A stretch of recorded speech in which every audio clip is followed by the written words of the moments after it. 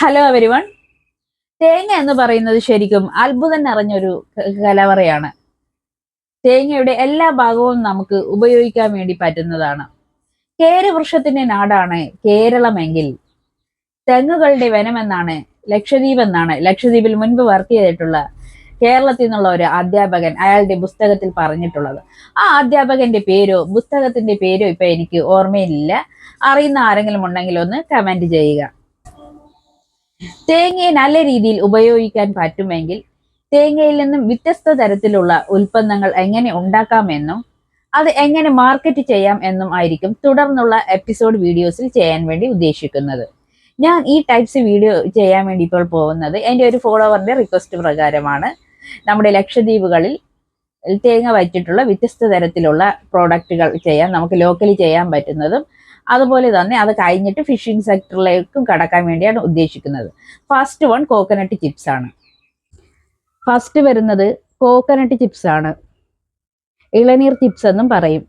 ഇത് 0% കൊളസ്ട്രോൾ ആണ് ഇതിൽ വരുന്നത്. കാരണം ഇത് എണ്ണയിൽ വറുത്തെടുക്കാതെയാണ് ഈ കോക്കനട്ട് ചിപ്സ് ഉണ്ടാക്കുന്നത്. അതുകൊണ്ട് തന്നെ ഇതിൽ കൊളസ്ട്രോൾ വരുന്നില്ല. അതുകൊണ്ട് തന്നെ ഹെൽത്തിയും ആയിരിക്കും. ഇത് ഉണ്ടാക്കുന്നത് തേങ്ങ പൊളിച്ചെടുത്തതിന് ശേഷം അതിൻ്റെ ഷെല്ല്, അതായത് ആ വെള്ള ഭാഗം എടുക്കുക, അത് സ്ക്രാച്ച് ചെയ്ത് കളയണം.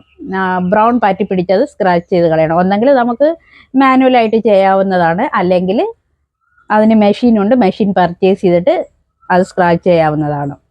അങ്ങനെ ചെയ്തതിന് ശേഷം നന്നായിട്ട് ഇത് വാഷ് ചെയ്തെടുക്കണം.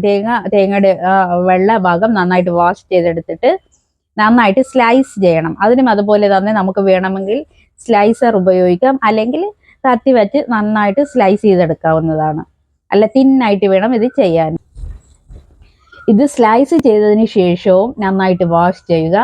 ശേഷം പഞ്ചസാര ലായനിയിൽ പഞ്ചസാര ലായനി ഇല്ലെങ്കിൽ ഏതെങ്കിലും ഒരു ഫ്രൂട്ട്സിന്റെ ഫ്ലേവർ ലായനിയിൽ 1-2 മണിക്കൂർ ഇട്ട് വെക്കുക.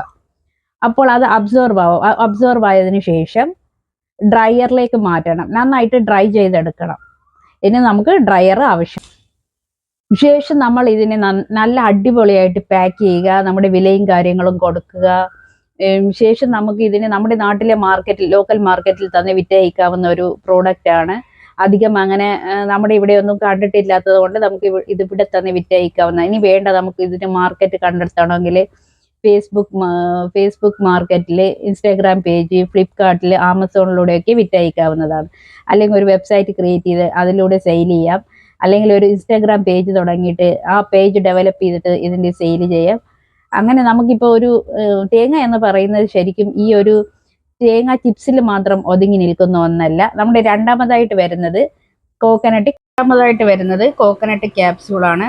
അപ്പോൾ നിങ്ങൾക്ക് ഈ വീഡിയോ ഉപകാരപ്രദമെന്ന് തോന്നിയിട്ടുണ്ടെങ്കിൽ ലൈക്ക് ചെയ്യുക, കമൻറ്റ് ചെയ്യുക, നിങ്ങളുടെ സുഹൃത്തുക്കളിലേക്ക് വീഡിയോ ഷെയർ ചെയ്യുക. ഇതുവരെയായിട്ട് സബ്സ്ക്രൈബ് ചെയ്യാത്തവർ സബ്സ്ക്രൈബ് ചെയ്യുക. Thank you.